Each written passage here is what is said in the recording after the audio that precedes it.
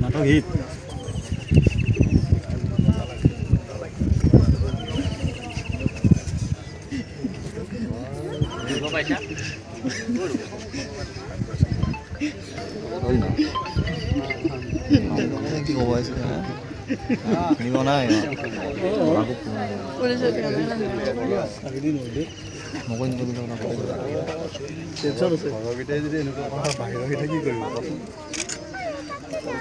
ঘৰকেইটা যদি উপভোগ নকৰোঁ বাহিৰকেইটা উপভোগ কৰিলে কি হ'ব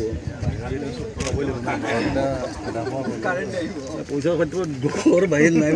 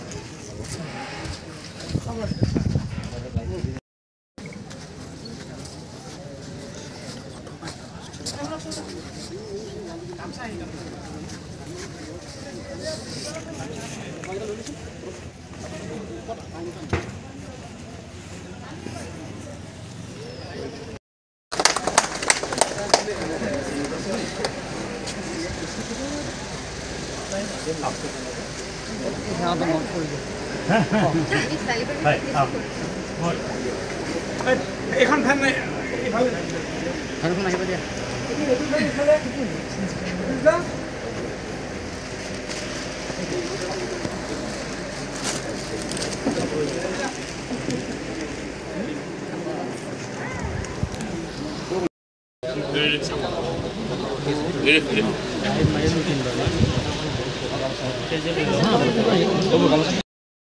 আহ্বায়ক সমিতিসমূহ আমাৰ আখৰাগীবোৰৰ সন্মুখত থকা আসন অলংকৃত কৰিবলৈ আহ্বান জনাইছোঁ আমাৰ আজিৰ এই শুভ উদ্বোধনী অনুষ্ঠানলৈ আমাৰ আমন্ত্ৰণ মৰ্মে আমাৰ মাজত উপস্থিত হোৱা সন্মানীয় অতিথিসকলক আমাৰ আসন অলংকৃত কৰাৰ বাবে আহ্বান জনাইছোঁ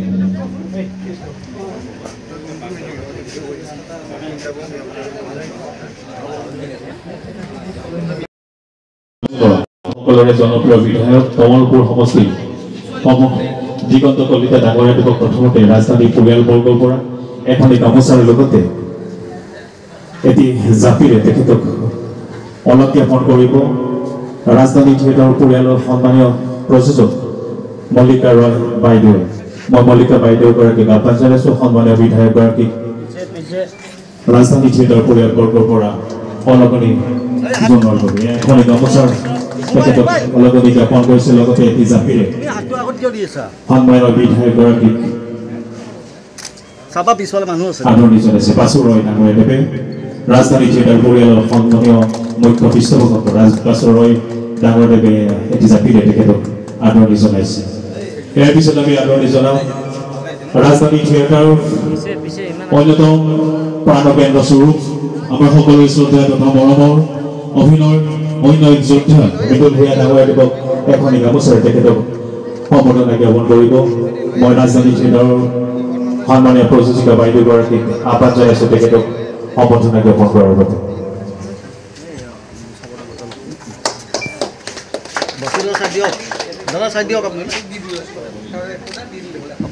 বেজেৰা মণ্ডল সভাপতি ভাস্কৰ কলিতা ডাঙৰীয়াদেৱ আমাৰ আজি অতিথি হিচাপে উপস্থিত আছে তেখেতকো আমি এখনি গামোচাৰে ৰাজধানী থিয়েটাৰ পৰিয়ালবৰ্গৰ পৰা আদৰণি জনাওঁ মই প্ৰযোজিকা মল্লিকা বাইদেউক আহ্বান জনাইছোঁ তেখেতক আদৰণি জনোৱাৰ বাবে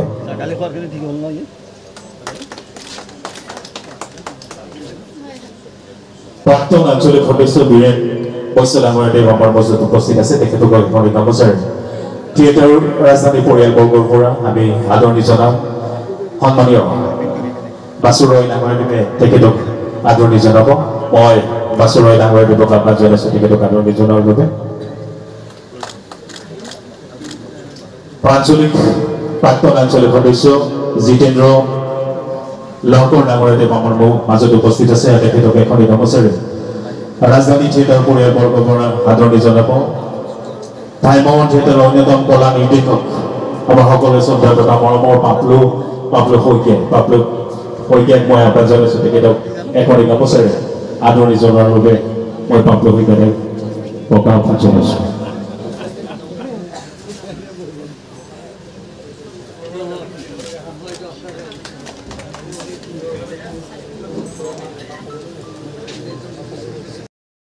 জনাইছে বন্তি প্ৰজ্বলন কৰাৰ বাবে সন্মানীয় অতিথিসকলক মই আহ্বান জনাইছোঁ তেখেতৰ শ্ৰীচৰণত বন্তি প্ৰজ্বলন কৰি আজিৰ এই আমাৰ শুভ মুহূৰ্ত আমি আগবঢ়াই লৈ যাম আপোনালোক সকলোৰে মৰম আৰু আশীৰ্বাদেই হ'ব ৰাজধানী থিয়েটাৰৰ অন্যতম ৰক্ষা কৱচ আপোনালোকৰ মৰম আশীষ বিচাৰিছে ৰাজধানী থিয়েটাৰৰ পৰিয়ালবৰ্গই আমাৰ এই যাত্ৰাপথত আপোনালোকৰ মৰম আশীৰ্বাদেই হ'ব অন্যতম ৰক্ষা কৱচ সন্মানীয় মৃদুল ডাঙৰীয়াদেৱক মৃদুল ভূঞা ডাঙৰীয়াদেৱক আহ্বান জনাইছোঁ এগছি বন্তি প্ৰজ্বলন কৰাৰ বাবে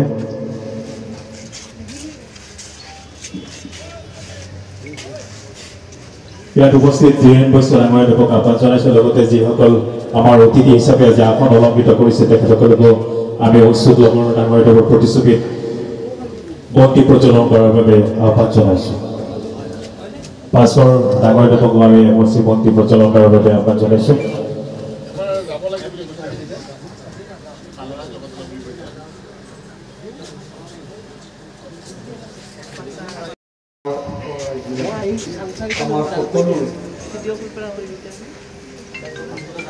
এই ৰাজধানী থিয়েটাৰৰ নেতৃত্ব দিয়া সন্মুখৰ বিশিষ্ট অভিনেতা মৃদুল ভূঞা ডাঙৰীয়া আৰু এই থিয়েটাৰখনৰ গৰাকী বুলি ক'লে ভুল হ'ব আচলতে থিয়েটাৰখনৰ নেদেখা এজন অভিনেতা পৰিয়াল বিশেষকৈ বাচ্চু ৰয় আৰু মল্লিকা ৰয় ডাঙৰীয়ানী লগত থকা শিল্পীসকল আৰু এই অনুষ্ঠানৰ লগত জড়িত থকা প্ৰত্যেকজন সন্মানীয় কলা কৌশলীলৈকে পোনপ্ৰথমে ৰাজধানী থিয়েটাৰৰ এই প্ৰাগমুহূৰ্তত যি আপোনালোকৰ আখৰা আপোনালোকে মাংগলিকভাৱে আপোনালোকে আৰম্ভ কৰিছিল প্ৰভু নটৰাজৰ ওচৰত প্ৰভু গণেশৰ ওচৰত আমি সকলোৱে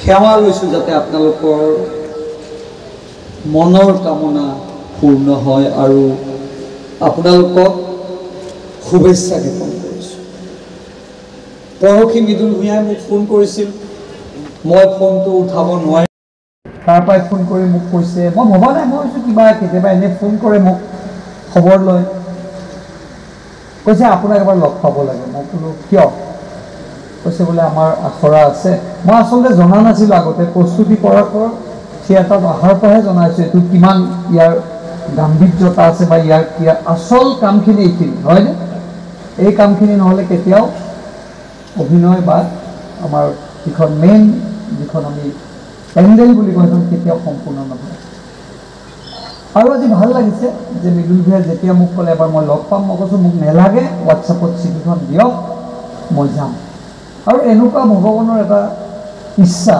যে আজিৰ দিনটোত মোৰ এইফালে অনুষ্ঠান এইফালেদিয়ে যাব লাগিব অনুষ্ঠানটো এইফালেদি এনেও গ'লোঁ হয় গৈ মই বেজেৰা হৈ আজি মান্দাঙা আমাৰ পিটকুচি পঞ্চায়তত কেইটামান অনুষ্ঠান মই ৰাখি থৈছোঁ মানে ভগৱানেও বিচাৰিছিল যে অনুষ্ঠানটোত আমি আপোনালোকৰ লগত লগ হয় নিশ্চয় আমি আশা কৰিছোঁ আজি আৰু ভাল লাগিছে যে আজি বেজেৰা মণ্ডলৰ প্ৰত্যেকজন কাৰ্যকৰ্তা আমাৰ ওচৰত আহিছে মই মৃদুল ভূঞা কাণে কাণে কৈ আছোঁ আপুনি বহক ছবিখনত নহ'লে এখন বিজেপি হৈ যাব মৃদুল ভূঞাই মোক জোকাইছে মই বহিলে বহু বিজেপি হৈ যাম ধেমালি কৈছে আচলতে সেইটো নহয় কথা হ'ল কি এই ঠাইত আমাৰ গোটেই কাৰ্যকৰ্তাখিনিক মই আহিম বুলি ৰাতিপুৱা কৈছোঁ আৰু প্ৰায় আহিছে। আৰু এইখিনি আপোনালোকৰ পৰিয়ালৰ দৰে, আপোনালোকক বিশেষকৈ মই দুইজন নেদেখা হিৰো দুজনক কৈছোঁ, আপোনালোকে এইখিনি মানুহ ৰাখি লগত ৰাখিব। এইখিনি মানুহ আপোনালোকক বিপদত প্ৰথম পাব আৰু গোটেইখিনি পজিটিভ মানুহ। আৰু এইটোও ক'লোঁ যে মুখ্যমন্ত্ৰী একেবাৰে আপোন মানুহ, কিন্তু আপুনি মনত ৰাখিব, মই তেওঁলোকক ইমান দিন পোৱা নাই যিমান দিনৰ পৰা তেওঁলোকে মুখ্যমন্ত্ৰীক পাইছে। 1996 পৰা বহুত মানুহ মুখ্যমন্ত্ৰীৰ লগত সম্পৰ্ক, তেওঁলোকৰ আজি পলিটিকেল সম্পৰ্ক নাই, ভাই ককাইৰ সম্পৰ্ক। মই শুভেচ্ছা জ্ঞাপন কৰিলোঁ। আজি বিশেষকৈ আমাৰ আজি ভ্ৰাম্যমাণৰ প্ৰচুল্লকৰ ডাঙৰীয়াক আজি আমি সেৱা যাচিছোঁ যে তেখেতে ভ্ৰাম্যমাণৰ আৰম্ভণি কৰা। মোৰ ইমান এইবিলাক অভ্যাস নাই, কিন্তু এটা কথা আমি জানো যে ভাৰতবৰ্ষত এনেকুৱা এটা যন্ত্ৰ নাই যে ভ্ৰাম্যমাণ বুলি থিয়েটাৰ ভাৰতবৰ্ষত ক'তো নাই মই জনাত।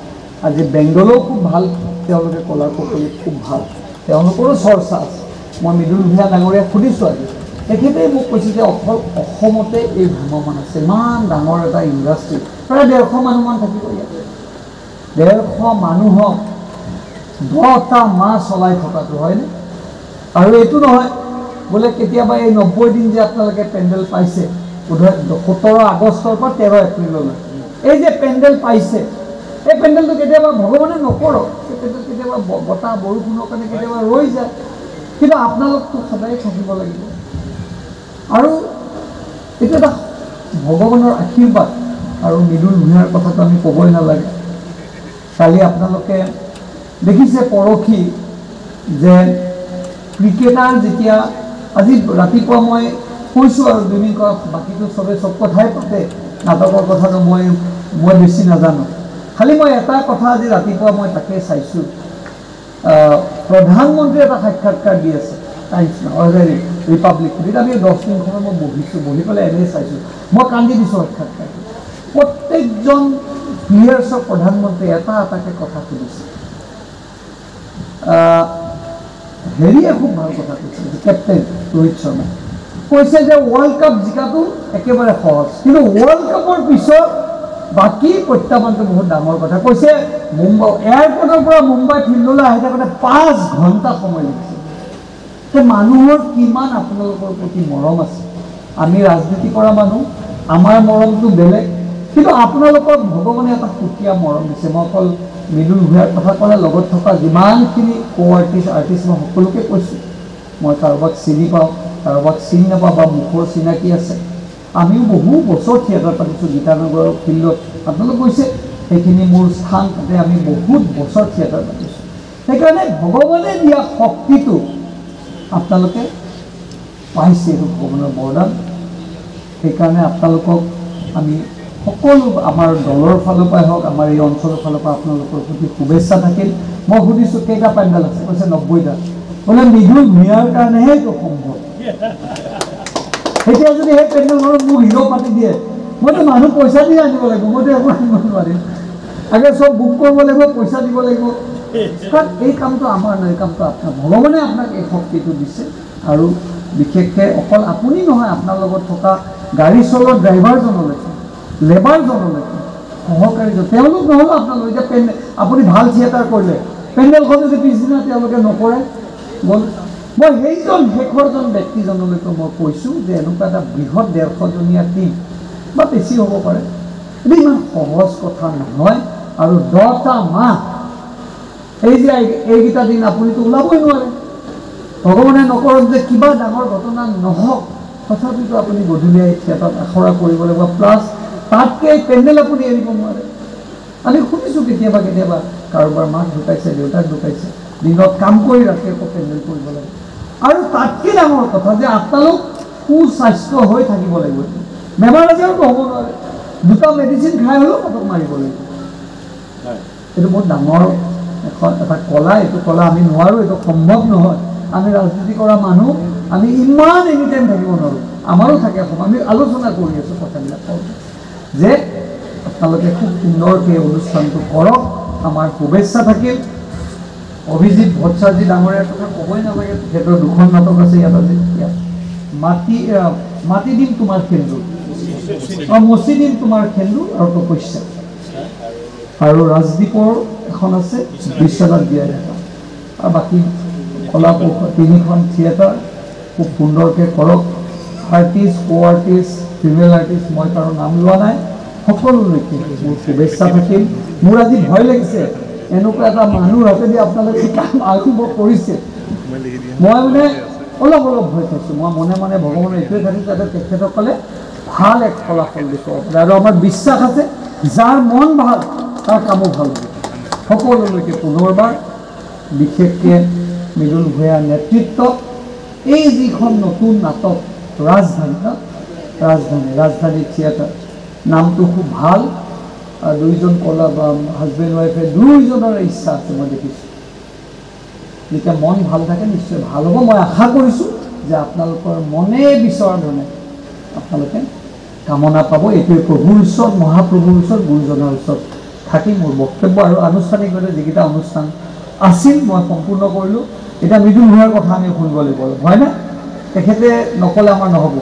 মোৰ মানে মই তেখেতক ওচৰৰ পৰা কৈছোঁ, আপুনি দুই এষাৰ ক'ব লাগিব, কাৰণ আপোনাক চবেই চাই ৰখি আছে। এইখনৰ মূল কেন্দ্ৰবিন্দু আপুনি। আপোনাৰ নাটক আমি বহুত চাইছোঁ, এটাখন আমি কান্দি দিওঁ তেখেতৰ নাটক চাইছোঁ। আজি কোনোবাই কৈ আছে এইটোৱে হ'ল শক্তি, এই যে মানুহক কন্দুৱাব পাৰিছে, মানুহক হহুৱাব পাৰিছে, মানুহক আনন্দ দিব পাৰিছে, এইটো অভিনেতাগৰাকীৰ এক সৃষ্টি বুলি ক'ব লাগিব। আৰু এই সৃষ্টি অসমত মৃদুল ভূঞাহঁতৰ দৰে ব্যক্তিয়ে বা ইয়াত থকা কলা কৌশলীসকলে কৰিব পাৰিব বুলি আমাৰ বিশ্বাস। এইখিনি কথা কৈ মোৰ বক্তব্যবিলাক মই সামৰণি মাৰিছোঁ। ধন্যবাদ। অশেষ ধন্যবাদ, কৃতজ্ঞতা জ্ঞাপন কৰিছোঁ ৰাজধানী থিয়েটাৰ পৰিয়ালবৰ্গৰ পৰা। ইমান সুন্দৰ সাৱলীল কথাৰে আমাক পৰম আহ্লাদিত কৰিছে সন্মানীয় বিধায়কগৰাকীয়ে। বিভিন্ন ৰসিক কথাৰে সঁচাকৈ আমাক আপ্লুত কৰিছে বিধায়কগৰাকী। অভিনয় ক্ষেত্ৰখনক এগৰাকী পটবৃক্ষ হিচাপে থিয় দিয়া মৃদুল ভূঞা ডাঙৰীয়াক মই মাইক্ৰফোনটি আগবঢ়াই দিছোঁ তেখেতৰ মনৰ অনুভৱ ব্যক্ত কৰাৰ বাবে। ধন্যবাদ। সকলোকে সেৱা জনাইছোঁ। দিগন্ত দা, মোৰ এটা ফোনত এটা মুহূৰ্তৰ বাবেও আহিব নোৱাৰোঁ বুলি নোকোৱা দিগন্ত দাক মোৰ ফালৰ পৰা আন্তৰিক কৃতজ্ঞতা জ্ঞাপন কৰিছোঁ। দিগন্তৰ লগত বহুত চিনাকি, আগৰ পৰাই চিনাকি, সুখ দুখৰ কথা পাতোঁ, ঘৰৰ কথা পাতোঁ। আজি মই প্ৰথমতে কৃতজ্ঞতা জ্ঞাপন কৰিছোঁ সন্মুখত বহি থকা যিসকল লোক, দিনত হয়তো সমজুৱা ৰাইজ, ৰাতি শেষকল হ'ল আমাৰ ভগৱান স্বৰূপ দৰ্শক। তাতকৈ ডাঙৰ কথা এখন থিয়েটাৰ জীয়াই ৰখাত যাৰ অৱদান সকলোতকৈ বেছি আহ্বায়ক কমিটি, সকলোকে সেৱা জনাইছোঁ। তাৰপিছত কৃতজ্ঞতা জ্ঞাপন কৰিছোঁ মল্লিকা ৰয়, বাসু ৰয়, দুজন মানুহ, এটা বহল মন, আজি প্ৰমাণ দিছে, প্ৰমাণ কৰি দিছে। ময়ো ভবা নাছিলোঁ এনেকুৱা এটা পৰিৱেশ পাম বুলি। বেজেৰাৰ পৰা মান্দাকাটা সকলকে কেৱল ৰাজধানী ৰাজধানী ৰাজধানী। অকল ৰাজধানী আমাৰ শিবিৰতেই নহয়, আকৌ কৈছোঁ বেজেৰাৰ পৰা মান্দাকাটালৈকে তেওঁলোকে ৰাজধানীময় কৰি দিছে। সেইটো মোৰ আশা আছিল ৰাজধানীক লৈ। দ্বিতীয়তে মই কৃতজ্ঞতা জ্ঞাপন কৰিছোঁ যিসকল ইয়াত স্থানীয় লোক, দিগন্তদাৰ মৰমৰ, আমাৰো মৰমৰ। আৰু ইতিমধ্যে আজিৰ পৰা ৰাজধানী থিয়েটাৰৰ লোকেল গাৰ্জেন যাক কয়, অভিভাৱক হিচাপে তেওঁলোকক আমি আহ্বান জনাইছোঁ। তেওঁলোকৰ ওচৰত মই এটাই বিনম্ৰ অনুৰোধ, নতুন ঠাই, নতুন পৰিৱেশ, একো নাজানো, যদি কেতিয়াবা প্ৰয়োজন হয় ৰাতি 2টাতো আপোনালোকে আহিব লাগিব, এইটো কথা দিব লাগিব, আহিবই লাগিব আমাৰ ইয়ালৈ, আমাৰ সহায়ৰ বাবে। কাৰণ এইজন মানুহৰ দুটা মনক আমি শান্তি দিব লাগিব, সাহস দিব লাগিব। তাৰপিছতে মই কৃতজ্ঞতা জ্ঞাপন কৰিছোঁ আৰু শুভেচ্ছা জনাইছোঁ মোৰ লগত আমি একেলগে যিখিনিয়ে কাম কৰিম। 1993 চনৰ পৰা মই থিয়েটাৰত আছোঁ। তাৰ পৰা খুব কম বৰ্ষতহে মই এনেকুৱা এটা অভিনয়ৰ গুণ পাইছোঁ, দল পাইছোঁ, যিটো দলৰ প্ৰতিজন মানুহ কোনো চিনাকি কৰিব নালাগে, প্ৰতিজনৰ মুখ চিনাকি, অভিনয় চিনাকি, দুৰ্দান্ত অভিনয় প্ৰত্যেকৰে। এইবাৰ মই খুব ৰিলিফ, মানসিকভাৱে খুব শান্তি লৈ আছোঁ। আজি ৰাতিপুৱা মোৰ পৰিবাৰ অদিতে গৈছে, এইবাৰ মোৰ একদম চিন্তা লগা নাই। প্ৰত্যেকবাৰে চিন্তা লাগে এইবাৰ কি হ'ব, এইবাৰ একেবাৰে চিন্তা লগা নাই। এইকাৰণে চিন্তা লগা নাই, মোক যিসকলে একেবাৰে মৰম কৰিছে, মই যাৰ লগত আছোঁ, যাৰ লগত এই শিবিৰটো আমি 3খন নাটক উলিয়াই নিম, প্ৰত্যেকেই একোজন দুৰ্দান্ত অভিনেতা অভিনেত্ৰী। মই সকলোকে শুভেচ্ছা জনাইছোঁ মোৰ ফালৰ পৰা। বহুত মানে মই ৰিলিফ হৈ আছোঁ, তাৰমানে মই খুব সহজ হৈ আছোঁ এবাৰ নাটক উলিয়াই নিয়াৰ কাৰণে। আৰু মোৰ ইচ্ছা ৰাজধানী থিয়েটাৰ জগতৰ ৰাজধানী হওক, তাৰে কামনা কৰিছোঁ। বহুত বিশেষ কথা নকওঁ, ৰাইজসকল আহিছে, আমাৰ আপ্যায়ন আছে, আৰু প্ৰশান্ত মেনা আহিছে, আমাৰ কাৰণে সুখবৰ। প্ৰশান্ত মই ষ্টেজলৈ মাতিছোঁ আমাৰ। হয়, মই এটা সংলাপ কৈ পেলাই মোৰ ক'বলগীয়া শেষ কৰিম, আৰু কিবা বাকী আছে যদি নাজানো, আৰু কিছুমান কথা নক'লে আধৰুৱা হ'ব।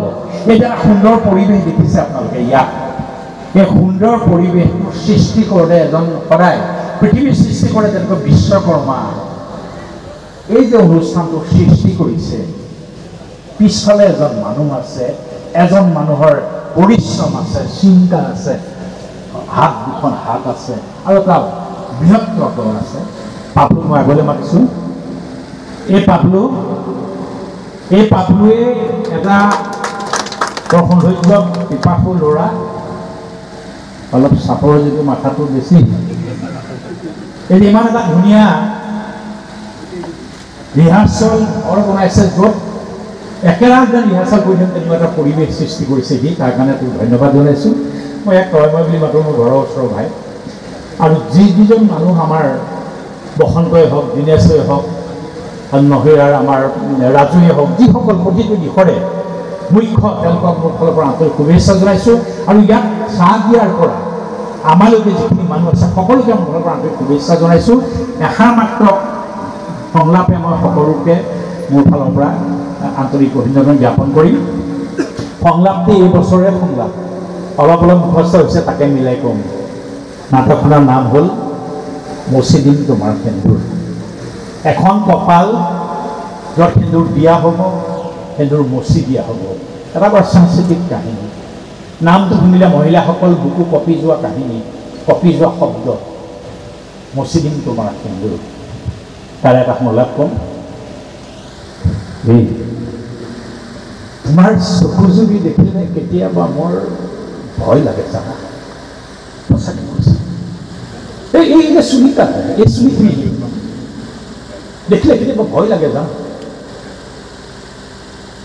ভাল লাগে, চকু দেখিলে ভাল লাগে, তোমাৰ কপালখন দেখিলে ভাল লাগে, কপালত জিলিকি থকা ওঠ, এই সেন্দুৰীয়া ফোটটো দেখিলে ভাল লাগে। কিন্তু কেতিয়াবা এনেকুৱা লাগে এই যে মৰম কৰা এই হাতখন কেতিয়াবা তোমাৰ কাৰণে শত্ৰু হৈ উঠিব আৰু মচি দিব তোমাৰ কপালৰ ৰঙা ৰঙা সেন্দুৰ। ধন্যবাদ। আৰু এখন নাটক আছে ৰাজদ্বীপৰ, সেই নাটকখনৰ নাম হ'ল বিশ্বনাথ যি আছে। তাৰ এটা সংলাপ আজিৰ তাৰিখত বৰ প্ৰয়োজন হৈছে, সেইকাৰণে সংলাপটো কৈছোঁ। অতি প্ৰয়োজনীয় সংলাপ আজিৰ তাৰিখত অসমৰ ৰাইজৰ কাৰণে। মই কোনোদিন কেতিয়াও ৰাইজক বিশ্বাসঘাতকতা কৰা নাই, মই কোনোদিন কেতিয়াও নিজৰ মানুহখিনিক অপমান কৰা নাই, অপকাৰ কৰা নাই। মই সদায় ৰাইজৰ লগত আছোঁ, কোনোদিন ৰাইজক মই বেইমানি কৰা নাই। মই থাকিম, আছোঁ, সদায় ৰাইজৰ লগত আছোঁ, কাৰণ মই বিশ্বাসঘাতক নহয়, মই বিশ্বনাথ। ধন্যবাদ। বিশেষ কথা নকওঁ, খবৰকে পুনৰবাৰ সাম্প্ৰতিক সময়ৰ খুব মননি নাটকৰ জৰিয়তে দৰ্শকৰ মন মগজু জয় কৰোৱা আমাৰ সকলোৰে শ্ৰদ্ধা তথা মৰমৰ প্ৰশান্ত মাইনা ডাঙৰীয়াদেৱ আমাৰ মাজত উপস্থিত হৈছে। আমি তেখেতক সেই চুকতে ৰাজধানী থিয়েটাৰ পৰিয়ালবৰ্গৰ পৰা সন্মানীয় প্ৰযোজিকা বাইদেউগৰাকী আহ্বান জনাইছে এখনি গামোচাৰে তেখেতক আদৰণি জনাৰ বাবে। পৃষ্ঠপোষক বাসুদাই তেখেতক আদৰণি জনাইছে। গিৰিধৰ তালুকাৰ ডাঙৰীয়া বিশেষভাৱে ব্যক্তি কাৰিকৰী দিশত যথেষ্ট তেখেতৰ দখল আছে। আমি তেখেতক এই চেগতে ৰাজধানী থিয়েটাৰ পৰিয়ালবৰ্গৰ পৰা আদৰণি জনাম। আমি গিৰিধৰ তালুকাৰ ডাঙৰীয়াদেৱক এখনি গামোচাৰে আদৰণি জনাইছোঁ। পাপলু শইকীয়া মোৰ অন্যতম এগৰাকী জ্যেষ্ঠ ভাতৃভণ্টি পাপলু শইকীয়া ডাঙৰীয়াদেৱক আমি এখনি গামোচাৰে আমি ৰাজধানী থিয়েটাৰৰ পৰিয়ালবৰ্গৰ পৰা আদৰণি জনাইছোঁ। মই মঞ্চলৈ আদৰিম কাম কৰিছে, বিভিন্ন অসমীয়া ধাৰাবাহিকতো তেখেতক ভুমুকি মাৰিছে। আমি সকলোৱে জানো তেখেতক সহজ সৰল যিটো মন, সেই মনটোৱে আমাক সকলোকে আকৰ্ষিত কৰে।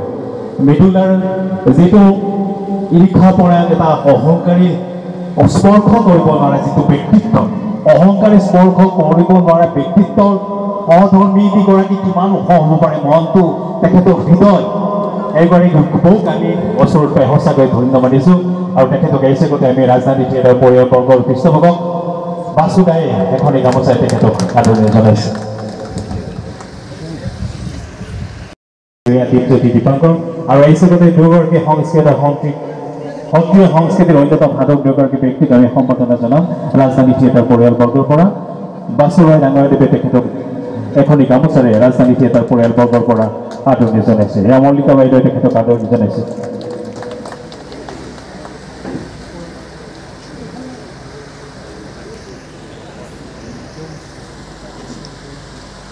এই ৰাজধানী থিয়েটাৰৰ আগন্তুক নাট্যযাত্ৰাত আমাৰ সৈতে সহযোগিতা আগবঢ়াব আমি শিল্পী কলা কুশলীসকলক এবাৰ চিনাকি কৰি দিয়াৰ পৰা কৰিছোঁ।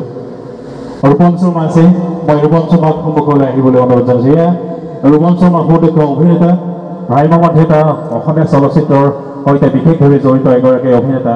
এয়া ৰূপম শৰ্মা। ৰূপম শৰ্মাক এখনি গামোচাৰে মল্লিকা বাইদেৱে সম্বৰ্ধনা জনাইছে। কাজল শৰ্মা উপস্থিত আছে, কাজল শৰ্মাকো আমি মঞ্চলৈ আহিবলৈ সন্মুখলৈ আহিবলৈ অনুৰোধ জনাইছোঁ। কাজল শৰ্মাকো এখনি গামোচাৰে তেখেতক সম্বৰ্ধনা জনাইছে বাসুদাই ডাঙৰদেৱে। ৰঞ্জিত বৰা বাইদেউ আছে, তেখেতকো আমি সন্মুখলৈ আহিবলৈ অনুৰোধ জনাইছোঁ। উকিল শইকীয়া সন্মুখলৈ আহিবলৈ অনুৰোধ জনাইছোঁ। ভৈৰৱজ্যোতি ভূঞা, বসন্ত ঠাকুৰে এগৰাকী সুদক্ষ বাদ্যশিল্পী সংগীত পৰিচালক বসন্ত ঠাকুৰে ডাঙৰদেৱক আহ্বান জনাইছোঁ সন্মুখলৈ আহিবলৈ। ভৈৰৱজ্যোতি ভূঞা, পদ্ম বৰা, অৰুণ বৰা, হয়তো কেইগৰাকীমান অভিনেতা আমাৰ মাজত উপস্থিত নাই। সন্ধিয়া সময়ত হয়তো তেখেতসকল আহি উপস্থিত হ'ব। আমি পৰৱৰ্তী সময়ত তেখেতসকলক আমি